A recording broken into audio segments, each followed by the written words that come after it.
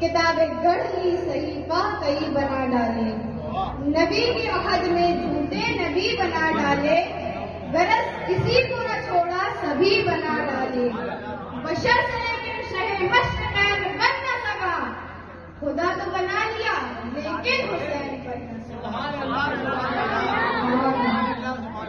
رسول اللہ صلی اللہ علیہ وسلم کی زندگی کے بہت سے خوبصورت واقعے ہیں کہ جن کو آج بھی ہم سنتے ہیں تو ہمارا ایمان تر و تازہ ہو جاتا ہے، اور رسول اللہ صلی اللہ علیہ وسلم کو اللہ تعالیٰ نے معجزے عطا کیے، جیسے انگلی کے ایک اشارے سے چاند کے دو ٹکڑے کر دینا، آج چاہے تو سورج پلٹ آ جائے، آپ کسی جگہ بیٹھے تو پیڑ جھک کر سجدہ کرنے لگے، آپ جانوروں سے بات کر سکتے تھے، آپ کسی اپنے کی آنکھ میں اپنا لوگ امتحان ڈالتے تو اس شخص کی دیکھنے کی روشنی آ جاتی تھی، آپ کو جیسے بڑے اٹھ تو مردہ کھڑا ہو جاتا تھا، آپ علیہ السلام جتنی بھی اندھیری سے اندھیری جگہ پر چل جائے اس جگہ نور ہی نور ہو جاتا تھا۔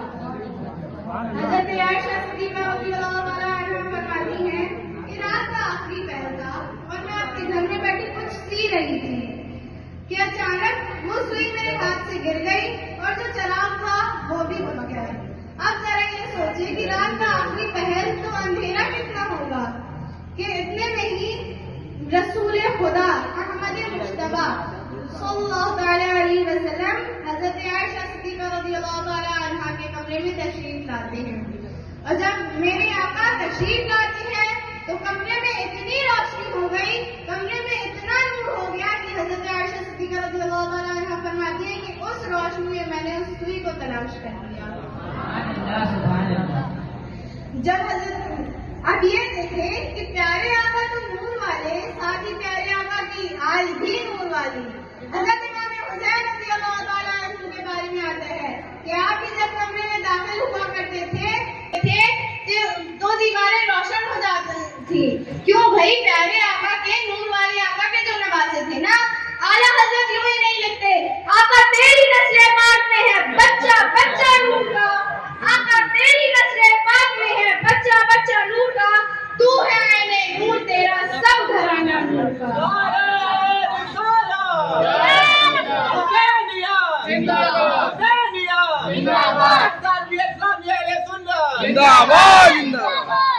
اب بی بی عائشہ صدیقہ رضی اللہ تعالیٰ عنہا نے جب وہ پیارا سا نور والا چہرہ دیکھا تو آقا سے عرض کرتے ہیں کہ حضور آپ کتنے خوبصورت ہیں۔ آقا علیہ السلام فرماتے ہیں کہ ہلاکت ہے اس شخص کے لیے جو قیامت کے دن کی میرا یہ پیارا سا چہرہ نہ دیکھ سکے۔ اللہ اکبر، قیامت کے دن پیارے آقا کا یہ چہرہ نہ دیکھ سکنا کوئی چھوٹی سی محرومی نہیں ہے، ذرا سوچے تو ہماری بخشش کروانی کس نے ہے، ہمیں شفاعت دینی کس سے ہے، پیاس لگنے پر ہمیں کوثر لینا کس کے دربار سے ہے، ہمیں پولیس علاج سے پار لگانا کس نے ہے، ہر جگہ تو ہمیں نبی پاک کا سہارا لینا ہے، لیکن وہ بد نصیب جو قیامت کے دن بھی پیارے آقا کا چہرہ نہ دیکھ سکے گا تو وہ تو گیا نا، وہ تو جینے جی مارا گیا۔ پھر بی بی عائشہ عرض کرتی ہے کہ حضور وہ کون ہوگا جو قیامت کے دن بھی آپ کا یہ پیارا سا نورانی چہرہ نہ دیکھ سکے گا؟ آقا علیہ السلام فرماتے ہیں کہ کنجوس ہے وہ شخص جس کے سامنے میرا ذکر اور وہ مجھ پر درود نہ پڑے۔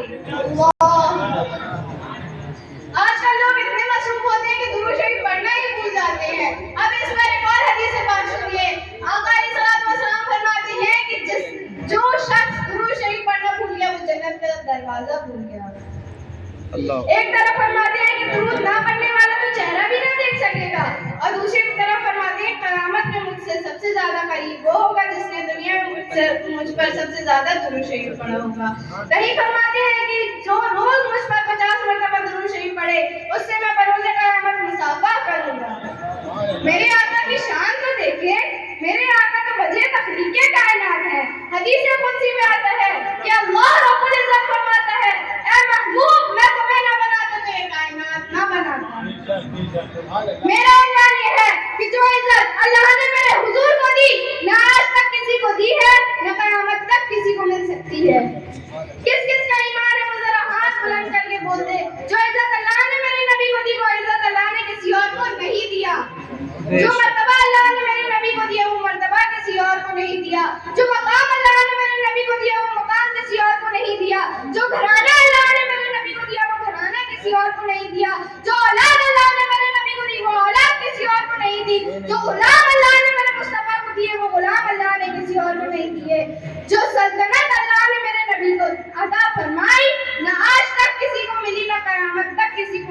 है। बेशक किसी को नाज है कि मेरा अब्बा बहुत बड़ा है, किसी को नाज है कि मेरा पुत्र बहुत बड़ा है, किसी को नाज है कि मेरी दौलत बहुत है, किसी को नाज है कि मेरी शोहरत बहुत है। अरे तुम्हारे सारे बाल टूट जाएंगे, जरा हमारे बाल भी तो सुने ना। जो नबियों का सुल्तान है वो हमारा नबी, जरा हाथ बुलंद करके बोले वो हमारा नबी। जो आलम का सरदार है वो हमारा नबी, जो शमे महराज का दूल्हा है वो हमारा नबी, जो रब का हबीब है वो हमारा नबी। नबी रसूल सब जिसके मुक्तदी है वो हमारा नबी। माशा में शफाअत का ताज जिसके सर आना है वो हमारा नबी। अल्लाह ने जिसको तख्त पे साथ बिठाना है वो हमारा नबी। सब जिसके गुलाम है वो हमारा नबी। सबसे औला वाला हमारा नबी, सबसे वाला वाला हमारा नबी, अपने मौला का प्यारा हमारा नबी, दोनों आलम का दुल्हा हमारा नबी। खैर से औलिया, औलिया से रसूल, सब रसूलों से आला हमारा नबी। सुभान अल्लाह सुभान अल्लाह। कुरान करीम में कुल 7,000 मकामात पर आप अलैहिस्सलाम का वाज़ेह लफ्ज़ों में जिक्र आया है।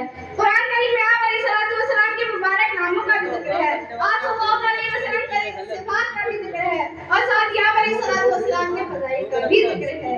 और कुल 7 मकामात पर आप अलैहिस्सलाम की मिलाद यानी आप अलैहिस्सलाम की दुनिया में तशरीफ आफरी का भी जिक्र है। अल्लाह ताला कुरान शरीफ में इरशाद फरमाता है, लक़द जाअकुम रसूलुम मिन अंफुसिकुम अज़ीज़ुन अलैहि मा अनित्तुम हरीसुन अलैकुम बिल मुमिनीना रऊफ़ुर रहीम। जिसका तर्जुमा ये है कि बेशक तुम में से तुम्हारे पास वो अजीम रसूल तशरीफ लाए जिन पर तुम्हारा मुशक्कत में पड़ना बहुत भारी गुजरता है। वो तुम्हारी भलाई की निहायत चाहने वाले हैं, मुसलमानों पर बहुत मेहरबान निहायत रहम करने वाले हैं। और नए इनाम फरमाते हैं कि ये आयत मुबारक प्यारे नबी करीम अलैहिस्सलाम की नात पाक का गंजीरा है। सिर्फ नात नहीं, नात पाक का खजाना है ये आयत मुबारक। इसमें आप अलैहिस्सलाम का मिलाद इरशाद हुआ। अल्हम्दुलिल्लाह प्यारे आका रसूल खुदा अहमद मुस्तफा सल्लल्लाहु तआला अलैहि वसल्लम आपकी इज्जत की विलादत और आपकी इज्जत और अज़मत और आपकी बेमिसाल शान का जिक्र पिछले अंबिया किराम अलैहिस्सलाम भी किया करते थे। अल्लाह रब्बुल इज्जत ने भी कुरान पाक में इन बातों का जिक्र फरमाया। इससे हमें ये मालूम हुआ कि मिलाद पाक का जिक्र करना सुन्नत इलाहिया भी और सुन्नत अम्बिया भी है। बेशक मेरे आका अपनी उम्मत से इतनी ज्यादा मोहब्बत करते हैं कि अपनी उम्मत के गम में रात रात भर रोया करते। हज़रत हनफ बिन सुरैज रहमतुल्लाह अलैहि ये फरमाते हैं कि इमाम मोहम्मद रहमतुल्लाह अलैहि ये अहले बैत में से है। इमाम मोहम्मद का कमाल का जुमला था।